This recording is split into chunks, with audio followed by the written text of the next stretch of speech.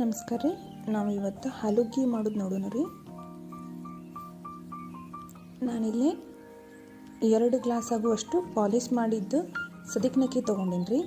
ನೀವು ಬೇಕಾದ್ರೆ ಪಾಲಿಶ್ ಮಾಡಿದ್ದು ಗೋಧಿನೂ ತೊಗೋಬೋದು. ಇದನ್ನು ಸ್ವಚ್ಛಂಗೆ ಒಂದು 2 ರಿಂದ 3 ಸತಿ ತೊಳ್ಕೊಂಡು ಒಂದು 4 ತಾಸು ನೆನೆ ಹಾಕಿ ರೀ.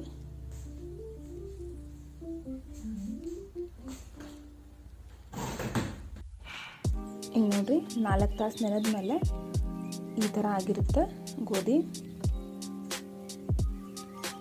ಇಲ್ಲಿ 1 ಸ್ಪೂನ್ ತುಪ್ಪ ಹಾಕೋತೀನಿ ರೀ. ಅಂದರೆ ತಳಕ್ಕೆ ಅಂಟ್ಕೋಬಾರ್ದು ಅಂಥೇಳಿ ತುಪ್ಪ ಹಾಕೋತೀನಿ.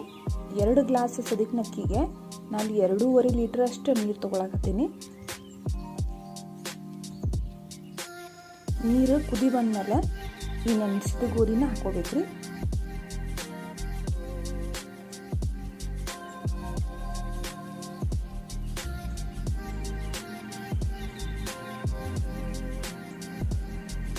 ಇದನ್ನು 7 ರಿಂದ 8 ಸಿಟಿ ಮಾಡ್ಕೋಬೇಕ್ರಿ.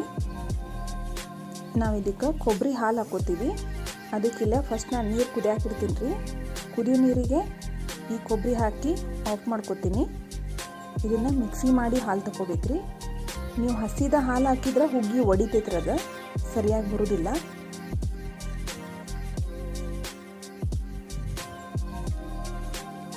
ಇನ್ನು ಸಣ್ಣ ರುಬ್ಕೊಂಡು ಹಾಲನ್ನು ಸೋಸಿ ತಗೋಬೇಕು. ಕೆಲವೊಬ್ರು ಹಂಗೆ ಕೊಬ್ಬರಿ ಹಾಕ್ಬಿಡ್ತಾರೆ, ಬಟ್ ಅದಷ್ಟು ಸರಿ ಆಗೋದಿಲ್ಲ ರೀ. ಬಾಯಿಯೊಳಗೆ ಭಾಳ ಸಿಗ್ತದೆ. ನೋಡಿರಿ, ಚಾನ್ಸಿದ್ದನ್ನು ನಾನು ಇನ್ನೊಮ್ಮೆ ಮಿಕ್ಸಿ ಮಾಡ್ಕೋತೀನಿ. ಮತ್ತು ಉಳಿದ ನೀರನ್ನು ಹಾಕೊಂಡು ಸೋಸ್ಕೋತೀನಿ. ಇದು ಒಂದು ಅರ್ಧ ಲೀಟ್ರ್ ಆಗುವಷ್ಟು ಹಾಲು ಬರ್ತೈತೆ ರೀ ಒಂದು ಕಾಯಿಗೆ. ಈಗ ನೋಡಿರಿ, 7 ರಿಂದ 8 ಸಿಟಿ ಆದಮೇಲೆ ಇಷ್ಟು ಕುದ್ದಿರ್ತದೆ. ಇದನ್ನು ಚೆಂದ ಮಿಕ್ಸ್ ಮಾಡ್ಕೊರಿ. ಹುಗ್ಗಿ ಎಷ್ಟು ಕುದಿತೈತಲ್ಲ ಅಷ್ಟು ಟೇಸ್ಟ್ ಆಕೈತೆ ರೀ.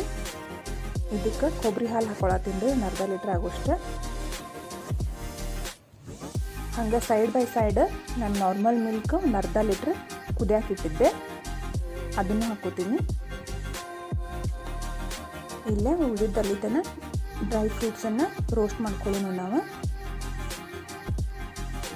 ಇಲ್ಲಿ 1 ಸ್ಪೂನ್ ಆಗುವಷ್ಟು ಗಸಗಸಿ ಹುರ್ಕೋತೀನಿ. ಈ ಕಡೆ ನೋಡಿರಿ, ನಾನು 1.5 ಸ್ಪೂನ್ ಉಪ್ಪು ಹಾಕೋತೀನಿ. 1 ಬೌಲ್ ಸಕ್ಕರೆ, 1 ಬೌಲ್ ಬೆಲ್ಲ, ಒಂದು ಅರ್ಧ ಕಪ್ ಆಗುವಷ್ಟು ಖರ್ಜೂರ ಹಾಕ್ಕೊಂಡೀನಿ. ಈಗ ಡ್ರೈ ಫ್ರೂಟ್ಸ್ ಫ್ರೈ ಮಾಡ್ಕೊಳ್ಳೋಣ ರೀ. ಎಲ್ಲ ಡ್ರೈ ಫ್ರೂಟ್ಸ್ನು ತುಪ್ಪದಾಗ ಹುರ್ಕೊಂಡು ಮಿಕ್ಸ್ ಮಾಡ್ಕೋಬೇಕ್ರಿ.